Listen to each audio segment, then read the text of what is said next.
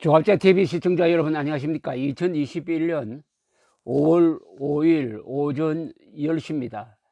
조금 인간적인 이야기, 흐뭇한 이야기를 하나 들려드리려고 합니다. 지금 새로운 중요 정치인으로 떠오른 분이 계십니다. 최근 국민의힘 원내대표로 선출된 김기현 의원입니다. 울산 출신이죠. 이분이 울산시장으로 있을 때 문재인 대통령의 친구를 울산시장으로 당선시키기 위해서 청와대가 총동원되다시피 해가지고 경찰을 하수인으로 부려서 낙선 공작을 한 게 유명한 울산 선거 부정 공작인데, 관련자가 10여 명이 지금 기소되어 있는데도 불구하고 거짓말쟁이 대법원장 김명수의 영향하에서 재판을 사실상 깔아뭉개고 있습니다. 그런데 국민의힘 의원들이 바로 김기현 의원을 원내대표로 선출을 해가지고 이제 임기 말에 힘이 빠지고 있는 문재인 대통령을 겨냥하는 이 권력의 칼자루를 쥐도록 만들었습니다. 이 김기현 의원은 판사 출신인데요, 사선 의원이시고, 이분을 제가 언제 처음 만났느냐 하면 2019년 광화문 집회 때 몇 번 만났습니다. 이때 이분이 나와가지고 울산 선거 부정에 대해서 격렬한 성토를 하는 연설을 들었는데, 내용은 아주 가열찬데, 내용은 아주 비판적인데, 그 말하는 스타일은 아주 뭡니까, 얌전하신 분이고 성경을 인용을 많이 해서 어떻게 보면 이 목사님 설교 듣는 기분이기도 했습니다. 근데 이분이 워낙 당하다가 보니까 악에 입 받쳐서인지 자신의 본성과는 다르게 아주 독한 분으로 변모를 했습니다. 그 기억이 있는데, 어제 석동현 전 서울 동부지검장이고 요사이 이 자유진영에서 가장 열심히 뛰는 변호사 중에 한 분이죠. 이분이 뭐 자유진영이 어려운 일에 속하면은 만사 젖히고 뛰어다니는 사람입니다.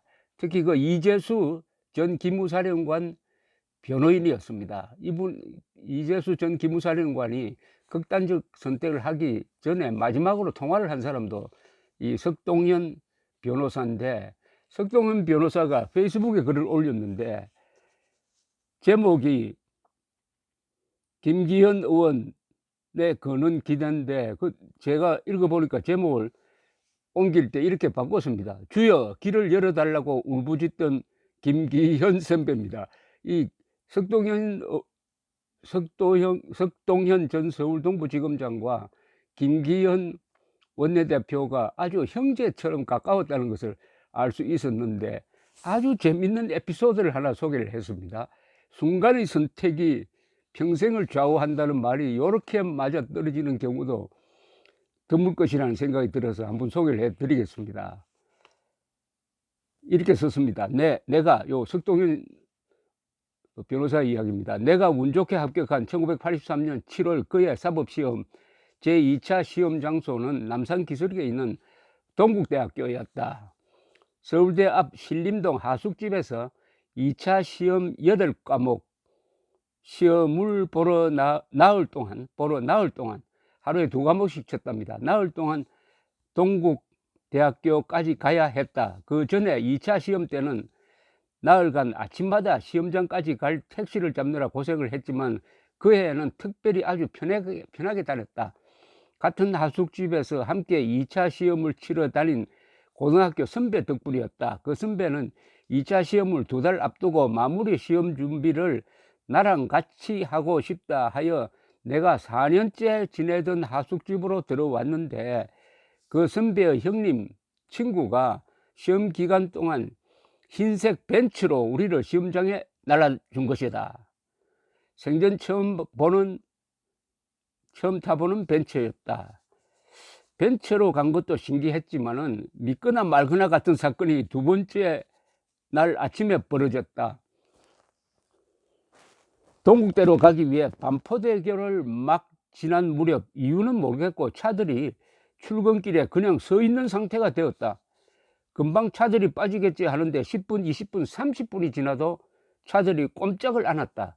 그렇게 가다가는 시험장 입실 시간을 도저히 맞출 수가 없는 상황이었다.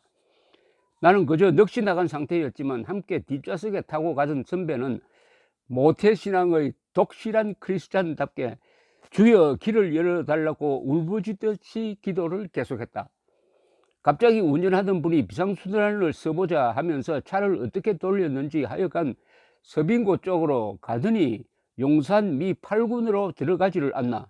나중에 알았지만 그 벤츠차는 미군 부대 출입이 가능한 차였던 모양이다.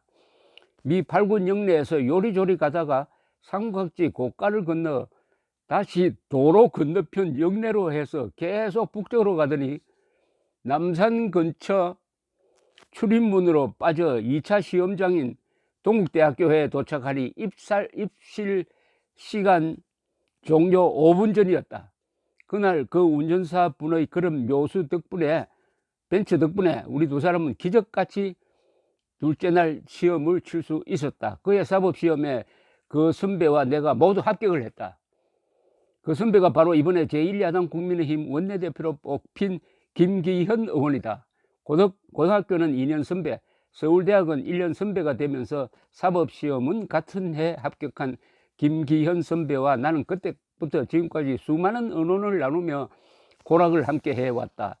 선배가 울산에서 길지 않은 판사 생활을 마감하고 변호사로서 몇 년 뒤 정계에 투신하여 국회의원에 도전하는 과정, 삼선으로서 편한 길을 버리고 급작스럽게 울산광역시장에 출마했음에도 당선이 되고 4년 뒤 재선을 누구도 의심치 않았지만 정권 차원의 울산시장 선거 부정사건으로 고배를 마셔야 했던 과정, 그 후 다시 오뚜기처럼 국회의원으로 복귀하여 마침내 제1야당 원내대표가 되기까지의 길목마다 김기현 선배의 올곧은 성품, 그리고 그 수많은 고뇌와 결단을 형수님 다음으로 가장 가까이 지켜봐 왔다고 자부한다.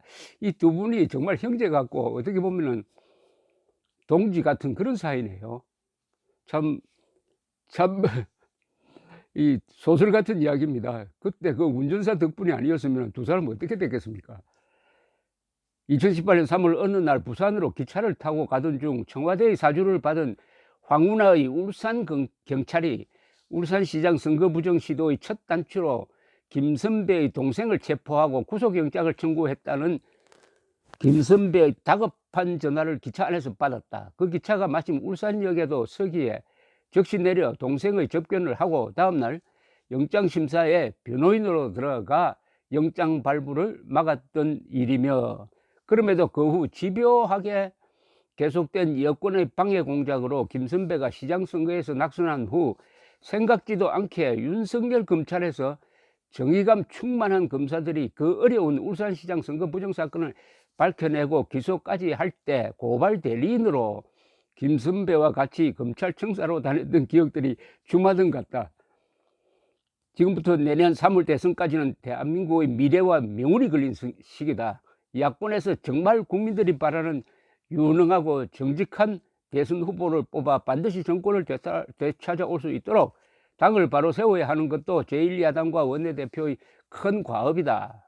이처럼 중요한 시대적 전환기에 현재 야당 의원 중 가장 합리적이고 인간미가 넘치며 독실한 신앙심과 시대의 화두인 공정과 상식을 지키면서도 할 말은 반드시 하고 또 나의 어떤 고운도 포용해주는 김 선배가 야권의 원내 리더가 된 것이 너무 다행스럽고 감사하다.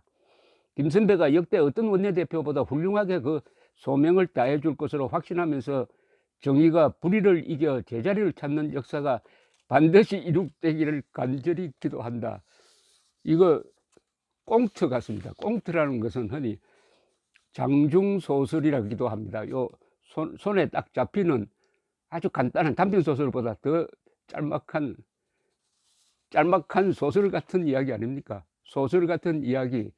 여기에 등장하는 석동현, 김기현 두 분이 다 착하고 용감한 분들이죠. 착하고 용감한 분들이 이 대한민국을 바로 잡을 수 있는데 이 바로 하나님이 뒷받침하는 것 같은 느낌이 듭니다.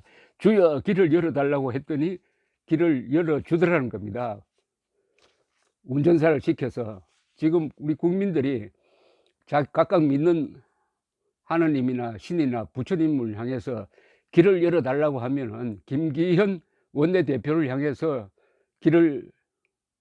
원내대표를 부려가지고 길을 열어줄 것 같은 그런 아주 기분 좋은 이야기였습니다. 감사합니다.